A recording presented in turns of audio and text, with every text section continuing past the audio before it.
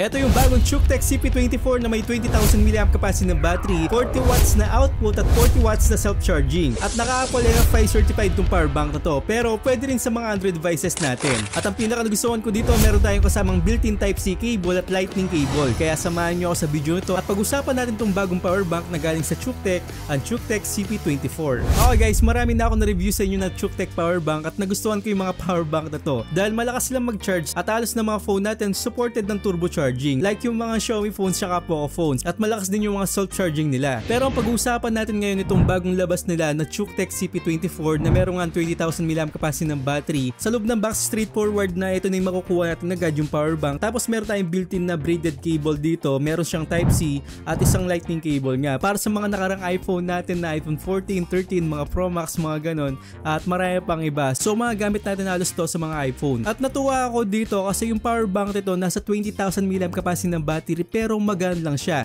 Nasa 359 grams lang, wala pang kalahating kilo at napakalit niya, sobrang handi niya lang. Then sa may gilid meron tayong power button dito, tapos ito na rin yung menu button natin para ma-activate yung low current mode at makita rin natin yung wattage na lumalabas o pumapasok sa power bank na to. Meron din siyang peace of mind mode. Ito yung kusang mamamatay yung power bank mo kapag full charge na yung phone mo. So napakagandang features no, hindi ka na mag-aalala na ma-overcharge yung phone natin. Kapag full charge niya, kusa na siyang mamamatay talaga. Then hindi mo na kailangan magdala pa ng ibang cable dito dahil naka-intact na yung mga cables natin na dalawa. At matibay talaga itong mga braided cable na to. So pwede tayong bitbitin na ganito dahil matibay siya at makapit talaga yung lagayan niya. Meron din tayong grip sa likod para hindi siya madulas hawakan. Yung LCD display nito, napaka straightforward niya lang. Wala na masyadong kung ano-ano pa talaga dito. Pag saksak mo, makita mo na yung percentage ng battery mo. Then kapag dinouble tap natin to, makita rin natin yung wattage na pumapasok tsaka lumalabas at yung mga ibang features nito. Yun nga lang ang napansin ko dito, napakakintab niya at medyo magagasgasan siya kapag hindi mo inilagaan talaga. So kapag bumili ka ng power bank na to, dapat may case siya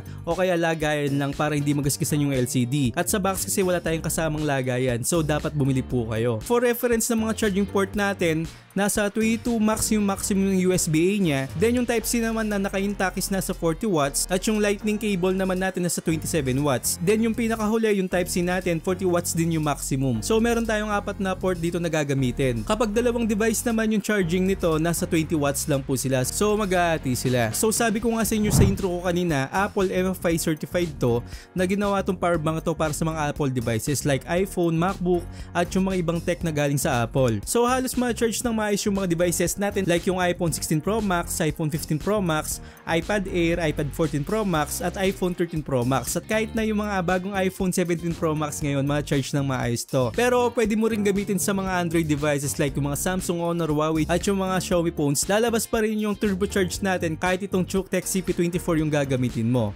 At CCC certified tong power bank na to, ibig sabihin safe at mas matibay kapag ganito yung certifications na makikita nyo. So ang ibig sabihin ng CCC, China Compulsory Certifications. Yan yung kapag may certified na ganyan, matibay yung isang gadget na galing sa China. So okay na okay itong power bank na to. At sa power bank na to, sobrang dami ng protection. Meron tayong temperature protection, short circuit protection, reset protection, input over voltage, input over current short circuit protection, output over voltage, tapos output over current protection. Sobrang dami talagang protection yan. Pero ang pinakamaganda, meron din tayong battery overcharge at over discharge protection. So sabi ko nga kanina, meron tayong peace of mind charging mode kanina dahil sa mga protection na yan. Kapag full charge na yung phone mo, mamamatay na kusa yung power bank natin at di tayo ma-overcharge dito sa power bank na to. Yung self-charging naman ito nasa 40 watts, mabilis na rin po yan. At nakita nyo naman kung gaano kalit tong power bank na to na meron tayong 20,000 na capacity ng battery. Sobrang liit yan para sa isang power bank. Yung mga ibang power bank na kapag nasa 20,000, sobrang laki. Pero dito napakaliit lang. At sa mga ibang reference naman, ito papakita ko sa inyo yung device model